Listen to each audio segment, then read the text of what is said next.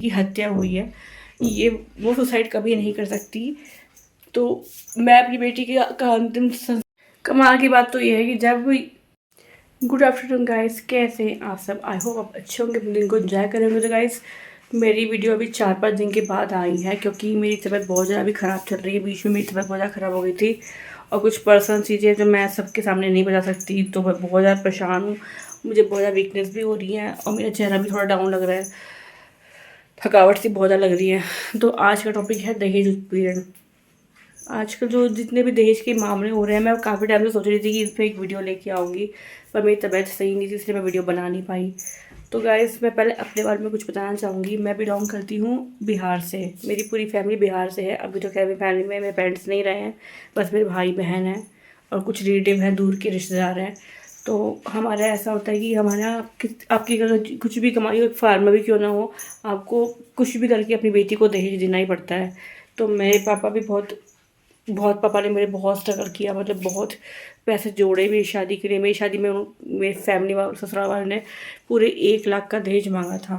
मतलब सोच सकते हो कि मेरे पापा इस छोटी सी जॉब करते थे और उन्होंने अपनी जॉब ली करी और छोटे मोटे पार्ट टाइम काम करे, जैसे जैसे जोड़ के लोगों से मांग मांग के 1 लाख का इंतजाम करा और बड़ी ही मुश्किल से मेरी शादी करी। 1 लाख तो उन्होंने सिर्फ कैश मांगा था और सामान, कपड़े, बाकी सारी चीज़ें अलग से मांगी थी। शादी में खाने पीने का खर्चा इतने सारे बाराती मतलब 80,000 तो बाराती आए थे। सर समझ सकते हो, मेरी शादी में कम से कम 5-6 लाख तक का खर्चा हो गया था। ये आज की डेट में जो खर्चा उस टाइम 5-6 लाख का था, आज के बजट के हिसाब से वो कम से कम 70-18 लाख तक की शादी मानी जा सकती है, क्योंकि मेरी शादी को अभी 20 साल हो चुके हैं। तो आप समझ सकते हो कि 20 साल पहले के 5 लाख आज के समय में 16-17 लाख के बराबर होंगे। तो मेरी शादी में इतना भयंकर खर्चा हुआ, इतना ज़्यादा। पापा को स्ट्रगल, मेरी मम्मी की तबीयत इतनी ख़राब हो गई, मेरी टेंशन की वजह से मेरी मम्मी को हाई शुगर और हाई बीपी की दिक्कत मेरी शादी की वजह से हुई। मेरी मम्मी को कभी भी शुगर नहीं था, बीपी नहीं था, लेकिन मेरी शादी की टेंशन की वजह से ना मम्मी को रिपोर्ट में शुगर भी आई और हाई बीपी भी आई, फर्स्ट टाइम आई। और कि मेरे ससुराल वाले इतना ज़्यादा प्रेशराइज कर रहे थे। तो आजकल जो मैं केस सुन रही हूँ, 3-4 केस सुनने में आए हैं, तो उन्हीं में मैं बता रही हूँ कि एक तो तीशा मर्डर केस है और दूसरा एक और केस है। तो मैं फ़िलहाल आज बात करें तीशा मर्डर केस के बारे में, क्योंकि तीशा मर्डर केस में इतना ज़्यादा मतलब वो दिखाया गया कि बेटी के पिता ने ये कहा, उनकी फैमिली ने ये कहा कि जब तक मेरी बेटी को इंसाफ नहीं मिलेगा, मेरी बेटी को जब तक इंसाफ नहीं मिलेगा, मैं अपनी बेटी की अंतिम क्रिया नहीं करूँगा, क्योंकि मेरी बेटी की हत्या हुई है, ये वो सुसाइड कभी नहीं कर सकती। तो मैं अपनी बेटी का अंतिम संस्कार, उसको अंतिम विदाई तब तक नहीं दूंगा जब तक मैं उसके हत्यारे को, जो भी उसकी फैमिली है, उनको जेल में करा दूँ। तो उसकी बॉडी 12 दिन तक फ्रीज कर रखी थी बॉडी उसकी, मतलब 12 दिन के बाद उसकी उनकी क्रिया अभी 2 दिन पहले हुई है। आप समझ सकते हो फैमिली पे कितना प्रेशर होगा। एक ही इकलौती बेटी थी और उनका भाई है, उस बेटी का, उस सिस्टर का मतलब भाई है, वो मर्चेंट नेवी में है। तो समझ सकते हो कि दोनों फैमिली के बच्चे किस जगह पे हैं, दोनों की लाइफ को किसी भी टाइम खतरा हो सकता है। पर उन्हें कभी सोचा भी नहीं था कि जिसकी शादी अभी 5 महीने पहले ही इतनी धूमधाम से शादी की और आज आप उनको उनकी अंतिम विदाई दोगे। किसी भी बाप के लिए, किसी भी पिता के लिए ये इससे बड़ा दुख, किसी भी भाई के लिए अपनी बहन को खोने का दुख, इससे बड़ा कोई दुख हो ही नहीं सकता। तो ये जो फैमिली है, ये रहती तो थी, त्रिशा रहती थी नोएडा में, पर फैमिली थी, पूरी फैमिली उसकी भोपाल की फैमिली थी। और उनकी जो शादी हुई थी वो एक जज की फैमिली, मतलब पूरे लॉयर, पूरे वकील की फैमिली में शादी हुई थी। उनका जो हस्बैंड था वो भी वकील था, पेशे से वकील था मतलब है, और उनकी जो फैमिली है वो भी रिटायर्ड जज है, उनके सास ससुर रिटायर्ड जज हैं। तो सोचा कि इतनी अच्छी फैमिली बैकग्राउंड है, काफ़ी रिच फैमिली है, नोएडा में काफ़ी अच्छी सोसाइटी में वो रहते थे। तो सोचा था कि जब इतनी अच्छी खासी फैमिली है, तो जब सास ससुर इतनी अच्छी पोस्ट पे है तो वो बहुत समझदार होंगे।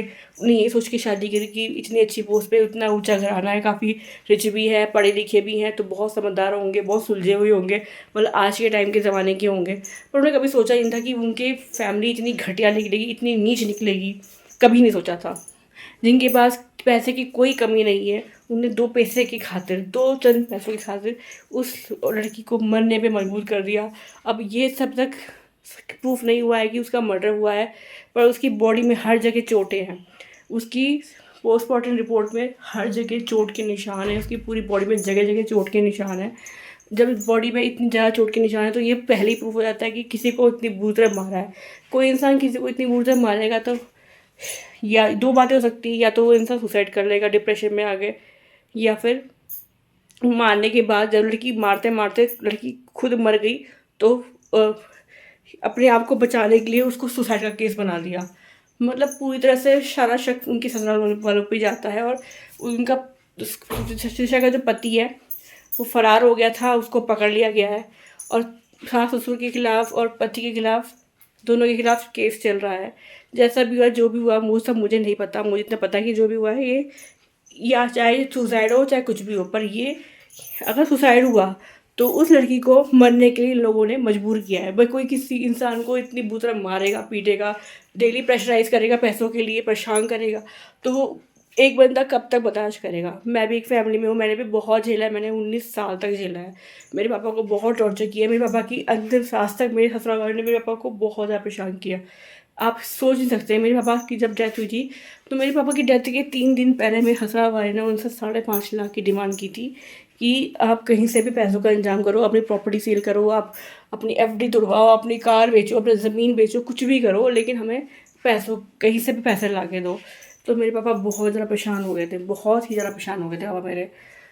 कमाल की बात तो ये है कि जब इस लड़की का मर्डर हो गया तो उसकी सास ससुर वालों से जब पूछताछ होगी तो सास ससुर कहता यही थी कि मेरी बहू सुबह उठ के पूजा नहीं करती थी, मेरी बहू घर में मतलब सुबह टाइम पे नहीं उठती थी, ब्रेकफास्ट नहीं बनाती थी, पेड़ पौधों को पानी नहीं डालती थी, और उसका रूटीन अजीब था, वो उसको शॉर्ट कपड़े पहनने पसंद थे, वो ड्रग्स लेती थी, उल्टी ही बकवास कर रही है। मतलब उसको ज़रा सा भी इमोशनल नाम की कोई चीज़ नहीं कि कोई इंसान, कोई किसी की बेटी, किसी की बहन ख़त्म हो गई है, कोई फैमिली में एक दुख है, कोई मातम मना रहा है, और तुम सांत्वना देने की बजाय कि जैसा भी है बुरा हुआ, हमें बहुत दुख है आपकी बेटी के जाने का, ऐसा कुछ भी नहीं ना बोल के कह रही है।